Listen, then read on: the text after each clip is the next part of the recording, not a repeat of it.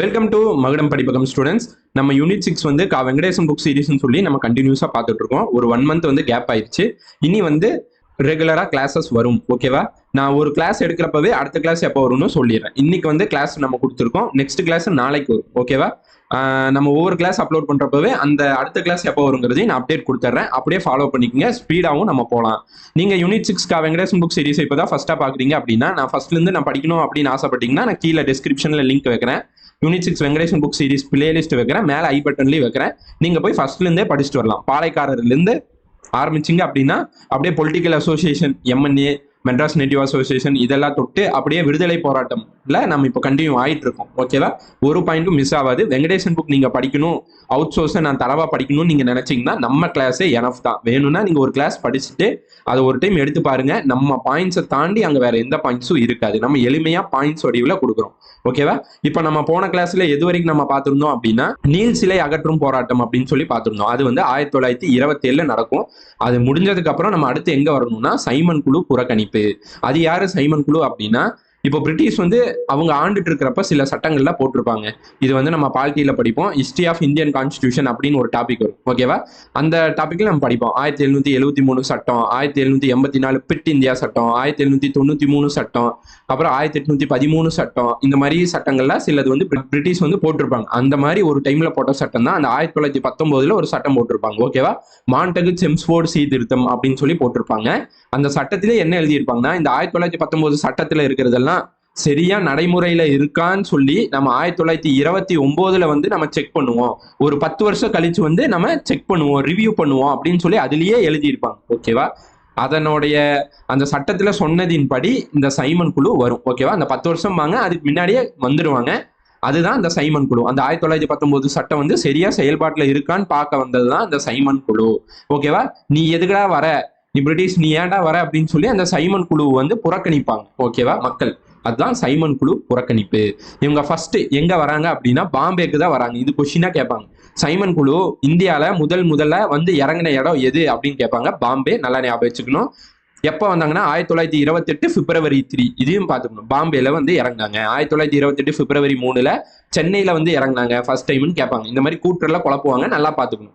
28 பிப்ரவரி 3. அடுத்து சென்னையில வந்து இதுக்காக எதிர்ப்பு தெரிவிச்சாங்க. ஓகேவா? சைமனே நீ வராத அப்படின்னு சொல்லி எதிர்ப்பு தெரிவிச்சாங்க. இந்த எதிர்ப்பு தெரிவிச்சதுனால 3 பேரை சுட்டுட்டாங்க. 3 மெம்பர் ஷூட். ஓகேவா? 3 பேரை சுட்டுட்டாங்க சென்னையில. ஓகேவா? நல்லா ஞாபகம் வச்சுக்கணும். இதெல்லாம் அப்படியே கூற்றுல கொடுக்கலாம். ஓகேவா? சைமன் குழு எதிர்ப்பு காரணமாக சென்னையில் 3 பேரை வந்து சுட்டாங்க அப்படின்னு சொல்லி கொடுக்கலாம். நம்பரை மாத்தலாம். அதனால நம்ம அந்த கூற்றாவே படிச்சோம்னா நல்ல மைண்ட் செட் ஆயிரும். ஓகே. அடுத்து ஒரு 3 பேர் மேல தடியடி நடத்தினாங்க போலீஸ். ஓகேவா? டி பிரகாஷம் இவங்கெல்லாம் வந்து கொஞ்சம் நல்ல பெருந்தலைவர்கள். ஓகேவா? தமிழ்நாட்டுல முன்ன நின்று போராடுற தலைவர்கள். நல்லா பாத்துக்கணும். முத்துரங்க முதலியார், பக்தவச்சலம். ஓகேவா? டி பிரகாசம், முத்துரங்க முதலியார், பக்தவச்சலம் இவங்க மேல எல்லாம் போலீஸ் வந்து தடியடி நடத்துது. இதெல்லாம் சென்னையில நடந்த சம்பவங்கள். பாம்பே வந்தாங்க நம்ம ஒரு பாயிண்ட் பார்த்துட்டோம். ஏன்னா அது போதும். ஏன்னா நமக்கு வந்து தமிழ்நாடு ரிலேட்டடா தான் கேட்பாங்க. தமிழ்நாடு சைடு பார்த்தா நமக்கு எனஃப், ஐஎன்எம் பாக்குறப்ப நம்ம கோலா பார்த்தா எனஃபா இருக்கும். ஓகே. அடுத்து திருவல்லிக்கேணி ஜார்ஜ் டவுன் அப்படிங்கிற பிளேஸ்ல மிலிட்ரி வந்து தாக்குதல் நடத்துறாங்க. இந்த போராட்டம் நடத்துறவங்க மேல தாக்குதல் நடத்துறாங்க. எல்லா பக்கம் சென்னையில எல்லா பக்கமும் கருப்பு கொடி காட்டி கோ பேக் சைமன் அப்படின்னு சொல்லி சொல்றாங்க. ஓகேவா? அந்த குழுக்கு தலைவரா வந்தவர் தான் அந்த சைமனுங்கிறவர். ஓகேவா? அதனாலதான் அவர் பேர்லயே சைமன் குழு அப்படின்னு சொல்றாங்க. கோ பேக் சைமன் அப்படின்னு சொல்லி முழக்கமிடுறாங்க. இப்போ நம்ம எது வரைக்கும் பார்த்திருந்தோம்? 1928 பிப்ரவரி 3 வந்தாங்க.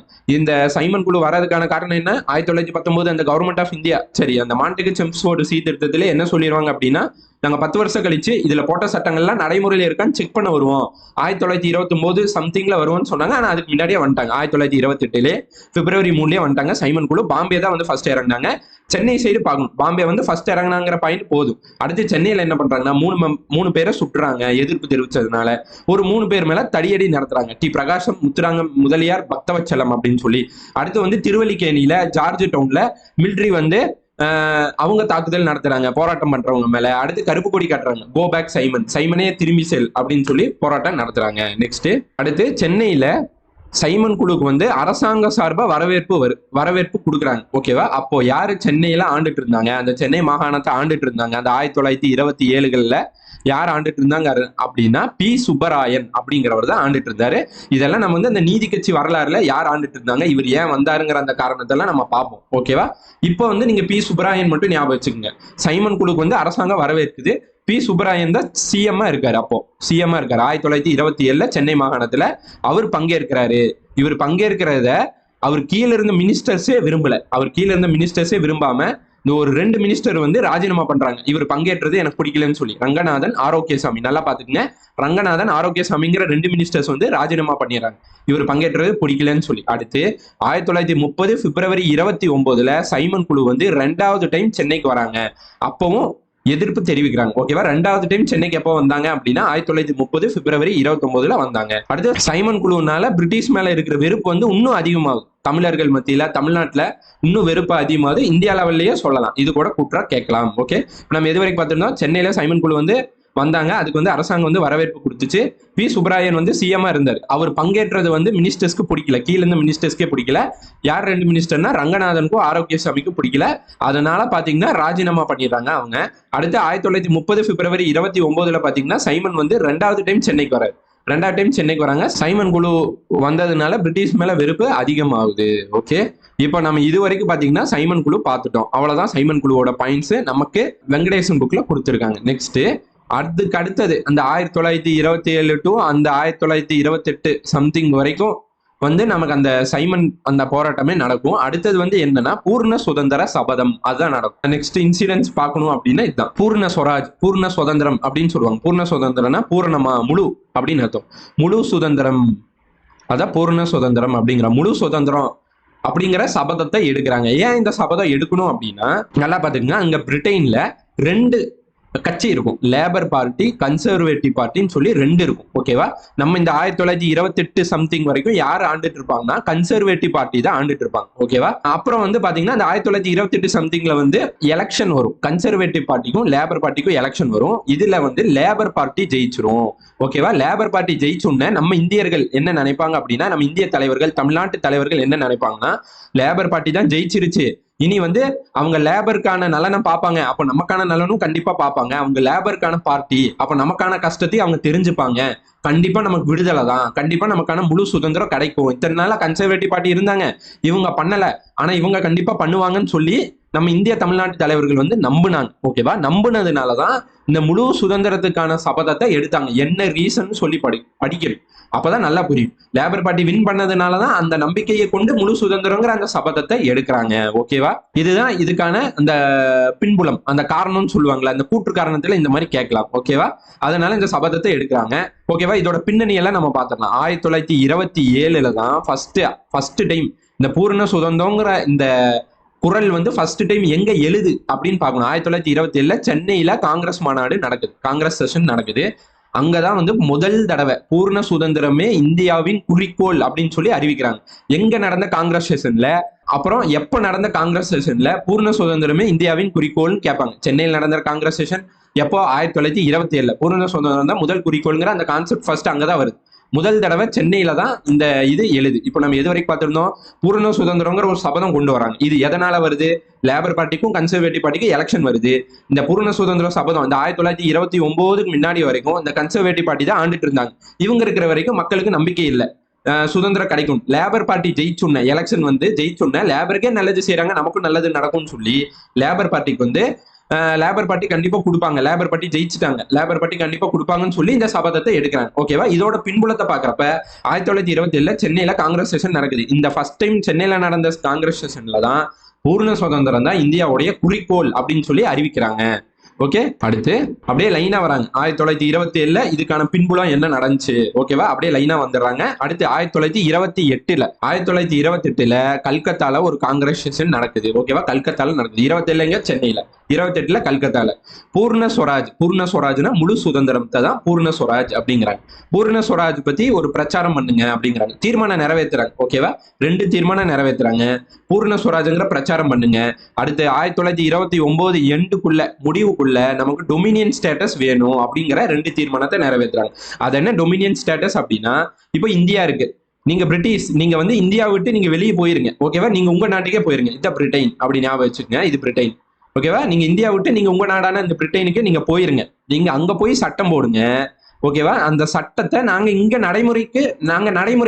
நடைமுறைப்படுத்துற அதிகாரம் நாங்க வச்சுக்கிறோம். ஓகேவா? எக்ஸிக்யூட் பண்றது இந்தியால இருந்து நாங்க எக்ஸிக்யூட் பண்றோம். நீங்க ஒரு சட்டம் போடுங்க, அங்க சட்டமன்றத்திலிருந்து ஒரு சட்டம் போடுங்க, அதை எங்கள்கிட்ட கொடுங்க, நாங்க நடைமுறைப்படுத்துறோம், நீங்க இங்க இருக்க கூடாது அப்படிங்கறதா டொமினியன் அந்தஸ்து.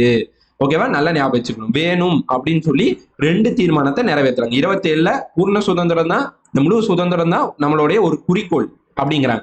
28ல தீர்மானமே போட்டுறாங்க, டொமினியன் அந்தஸ்து வேணும், முழு சுதந்திரம் வேணும் அப்படிங்கிற மாதிரி 2 இது போட்டுறாங்க. ஓகேவா? இந்த தீர்மானம் போட்டதுக்கு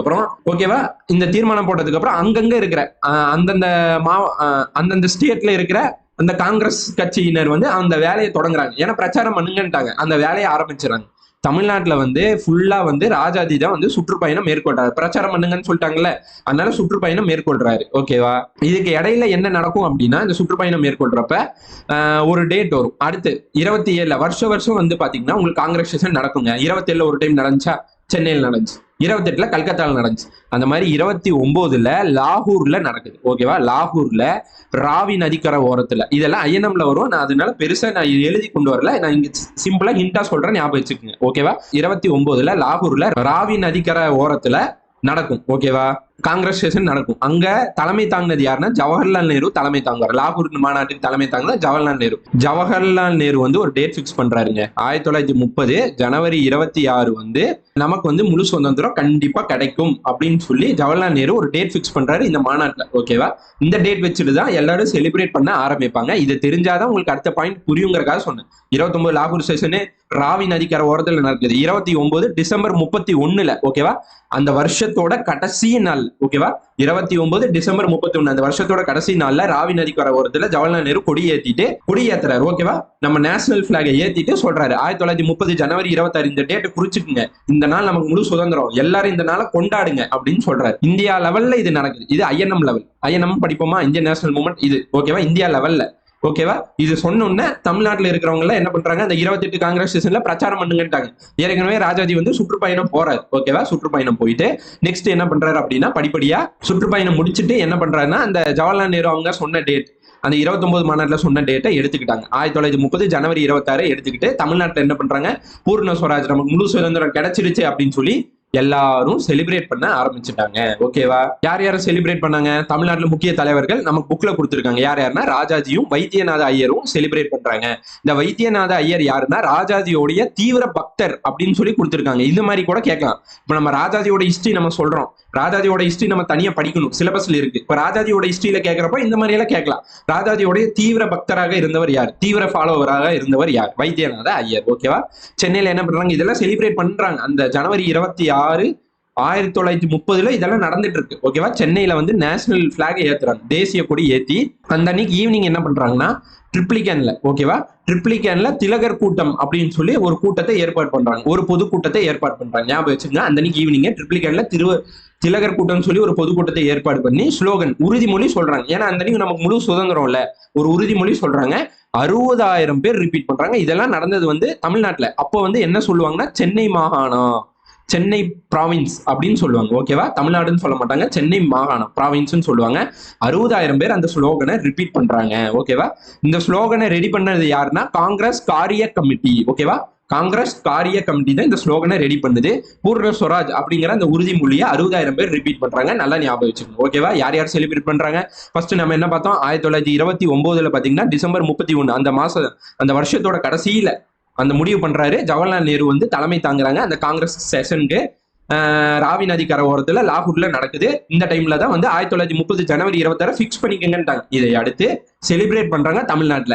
யார் யாரு? ராஜாஜியும் வைத்தியநாத ஐயரும். வைத்தியநாத ஐயர் யாரு? ராஜாஜியோட தீவிர பக்தர். ஓகேவா? செலிப்ரேட் பண்றாங்க. சென்னையில வந்து நேஷனல் பிளாக் ஏத்துறாங்க. அந்த ஈவினிங் ட்ரிப்ளிகேன்ல திலகர் கூட்டம் அப்படின்னு சொல்லி ஒரு பொதுக்கூட்டத்தை நடத்துறாங்க. ஸ்லோகன் சொல்றாங்க. ஸ்லோகனை ரெடி பண்ணி கொடுத்தது யாரு? காங்கிரஸ் காரிய கமிட்டி. நல்லா ஞாபகம் வச்சுக்கணும். ஓகேவா? 60,000 பேர் ரிப்பீட் பண்றாங்க. பூர்ண ஸ்வராஜ்ங்கிற இந்த இதை ஏத்துக்கிறாங்க. ஓகேவா? எல்லாரும் இதுதான் நடக்குது. இதோட பின்புலம் என்ன? அந்த பூர்ண சுதந்திரம்ங்கிற அந்த சபதத்துக்கான பின்புலம் என்ன? ஏன்னா அங்க வந்து எலெக்ஷன் நடக்கும். கன்சர்வேட்டிவ் பார்ட்டிக்கும் லேபர் பார்ட்டிக்கும் எலெக்ஷன் நடக்கும். இதுல லேபர் பார்ட்டி ஜெயிச்சிரும். லேபர் நலனே பாக்குறாங்களே, நம்மளுடைய நலனும் பாப்பாங்கன்னு சொல்லி அந்த நம்பிக்கையில தான் ஆரம்பிச்சது. இதுக்கான முதல் அந்த காயின். ஓகேவா? அந்த ஃபர்ஸ்ட் காயின் பண்ணது அப்படின்னு சொல்லுவாங்களா, அந்த மாதிரி இந்த பூர்ண சுதந்திரங்கிற அந்த டேம் ஃபர்ஸ்ட் எழுந்தது எங்கன்னா 1927 அந்த சென்னையில அந்த காங்கிரஸேஷன்ல நடக்கும், முழு குறிக்கோளா இருக்கும் அப்படின்னு சொல்லி. ஓகேவா? அதை எடுத்து 1928 இதை பத்தி பிரச்சாரம் பண்ணுங்கம்பாங்க. 1929 டேட் ஃபிக்ஸ் பண்ணிடுவாங்க. 1930 ஜனவரி 26 இது நடக்கணும் அப்படின்னு சொல்லி டேட் ஃபிக்ஸ் பண்ணிடுவாங்க. அதை எடுத்து எல்லாரும் செலிப்ரேட் பண்றாங்க. இதுதான் பூர்ண சுதந்திரம். ஓகேவா? பூர்ண ஸ்வராஜ். ஓகே, அடுத்து பாருங்க, 1930 ஜனவரி 26 ஆயிருங்க. ஓகேவா? ஜனவரி 26 ஆயும் நமக்கு பூர்ண ஸ்வராஜ் கிடைக்காது. ஜனவரி 26 கிடைக்கும் நம்பினாங்க, லேபர் பார்ட்டி கொடுத்துருவாங்கன்னு நம்பினாங்க. ஆனா லேபர் பார்ட்டி அவங்க ஊர் லேபருக்கு தான் நல்லது நினைப்பாங்க, நமக்கு நல்லது நினைக்கல. ஓகேவா? நமக்கு சுதந்திரம் கொடுக்கணும்னு அவங்களும் நினைக்கல. அதனால அந்த 26 தாண்டியும் அவங்களுக்கு கிடைக்கல. ஓகேவா? இதுக்கப்புறம் காந்தி என்ன பண்றாரு அப்படின்னா, நான் வந்து அந்த இந்தியன் ஹிஸ்டரி, இந்த இந்தியன் நேஷனல் மூவ்மெண்ட், அந்த ஐயனத்தோட நான் கலந்து சொல்றேன். சில விஷயங்களை அந்த ஐயனம்ல இருந்து நான் கலந்து சொன்னா மட்டும்தான் உங்களுக்கு தெளிவா புரியுங்கிறக்காக இந்த பாயிண்ட்ஸ் வந்து நமக்கு வெங்கடேசன் புக்ல இல்ல. ஆனா இதை நீங்க அண்டர்ஸ்டாண்ட் பண்ணீங்கன்னா தான் அந்த கதை கோர்வையோட படிக்க முடியும். எப்படி கேட்டாலும் உங்களால அடிக்க முடியும். அதனாலதான் இதை சொல்றேன். 26 தாண்டியும் பூர்ண சுராஜ் நமக்கு கிடைக்காது, முழு சுதந்திரம். காந்தி என்ன முடிவு எடுப்பார் அப்படின்னா, 1930 ஜனவரி 31 அவர் ஒரு டேட் பிக்ஸ் பண்ணுவார். எப்படி இவங்க ஒரு டேட் பிக்ஸ் பண்ணாங்க, நேரு ஜனவரி 26 டைம் முழு சுதந்திரம் கிடைச்சிரும். அந்த மாதிரி காந்தி வந்து ஒரு டேட்டை பிக்ஸ் பண்றாங்க. 1930 ஜனவரி 31 தான் டைம் லிமிட் உங்களுக்கு. ஓகேவா? இந்த டைம் லிமிட்குள்ள நான் வைக்கிற சில கோரிக்கையை நீங்க நிறைவேற்றி கொடுக்கணும்னு சொல்லி கவர்னர் அப்போ இர்வின் தான் கவர்னரா இருப்பாரு. அந்த இர்வினுக்கு வந்து கோரிக்கை வைக்கிறாரு. ஓகேவா? இந்த டைம்குள்ள எனக்கு இதெல்லாம் நிறைவேற்றி கொடு, அதுதான் நீ பண்ணல பூர்ண ஸ்வராஜ், இது நீ பண்ணி கொடு அப்படின்னு சொல்லி கேட்கறாங்க. என்னென்ன கேட்கறாங்க? மிலிட்ரியோட செலவுகளை வந்து 50% வந்து குறைங்க அப்படின்னு சொல்லி சொல்றாங்க. அடுத்து பொலிட்டிக்கல் பிரிசனர்ஸ், அரசியல் சார்ந்த அந்த கைதிகளை வந்து நீங்க விடுதலை செய்யணுங்கிறாங்க. லேண்ட் ரெவென்யூ, ஓகேவா, நில வருவாயை வந்து 50% வந்து நீங்க குறைக்கணும், விவசாயிகள் அவஸ்தைப்படுறாங்க அப்படின்னு சொல்றாங்க. அடுத்து வந்து உப்பு வரியை ரத்து செய்யணும், உப்பு வரி நீங்க வந்து அதிகமா போடுறீங்க, நீங்க இந்த உப்பு வரியை வந்து ரத்து செய்யணும் அப்படின்னு சொல்லி கோரிக்கை வைக்கிறாங்க. இந்த 4 கோரிக்கை வந்து காந்தி வைக்கிறாங்க. இந்த ஜனவரி 31 நீங்க இதெல்லாம் நிறைவேற்றல அப்படின்னா நான் சட்ட மறுப்பு இயக்கத்தை நான் கையில் எடுப்பேன். ஓகேவா? சட்ட மறுப்பு இயக்கம்னா சட்டத்தை மறுக்கிறது, சிவில் டிஸ்ஒபீடியன்ஸ் மூவ்மெண்ட், சிடிஎம் அப்படின்னு சொல்றாங்க இங்கிலீஷ்ல. ஓகேவா? சட்ட மறுப்பை நான் கையில் எடுப்பேன், சிவில் டிஸ்ஒபீடியன்ஸ் மூவ்மெண்ட், சட்டத்தை நான் மறுப்பேன் அப்படிங்கிற மாதிரி சொல்லுவாங்க. இந்த சட்டத்தை மறுத்துதான் இந்த உப்பு வரி சட்டத்தை மறுப்பாரு காந்தி. ஓகேவா? இந்த சட்ட மறுப்பு இயக்கத்தின் மூலியமா நான் சட்டத்தை மறுக்க போறேன் அப்படிங்கிற பேர்ல ஆரம்பிப்பாரு. அந்த பேர்ல அந்த உப்பு வரிக்கு நீங்க போட்டீங்களா அந்த சட்டத்தை நான் மீற போறேன் அப்படிங்கிற மாதிரி தான் அந்த சால்ட் சத்தியகிரகா, உப்பு சத்தியகிரகத்தை ஆரம்பிப்பாரு. இதுதான் அந்த உப்பு சத்தியகிரகம் ஆரம்பிக்கிறதுக்கான பின்னணி. நம்ம அங்கிருந்து இங்க வரைக்கும் நம்ம பார்த்திருக்கோம். நெக்ஸ்ட் கிளாஸ்ல நம்ம என்ன பார்ப்போம், நாளைக்கு வரும். நாளைக்கு வந்து உங்களுக்கு வந்து வியாழக்கிழமை 23rd, ஓகேவா, ஜூலை 23rd வந்து நெக்ஸ்ட் கிளாஸ் வரும். நான் டக்குன்னு முடிஞ்ச அளவு 3 கிளாஸ் 4 கிளாஸ் நம்ம ஸ்பீடாவே நம்ம கொடுக்க பாக்குறோம். ஓகேவா? நல்லா படிங்க. இது வரைக்கும் நம்ம பார்த்ததை நான் ரிவைஸ் பண்ணி நான் கொண்டு வந்திருக்கேன். நல்லா படிக்கணும். நம்ம சேனலை வந்து உங்க ஃப்ரெண்ட்ஸ்க்கும் ஷேர் பண்ணுங்க. இந்த மாதிரி வெங்கடேசன் புக் சீரிஸ் போகுது. ஓகேவா? ஒரு பாயிண்ட்ஸ் மிஸ் பண்ணாம நம்ம எளிமையான முறையில கொடுக்குறோம். இந்த நோட்ஸும் நான் ஷேர் பண்றேன். நல்லா படிங்க. தேங்க்யூ.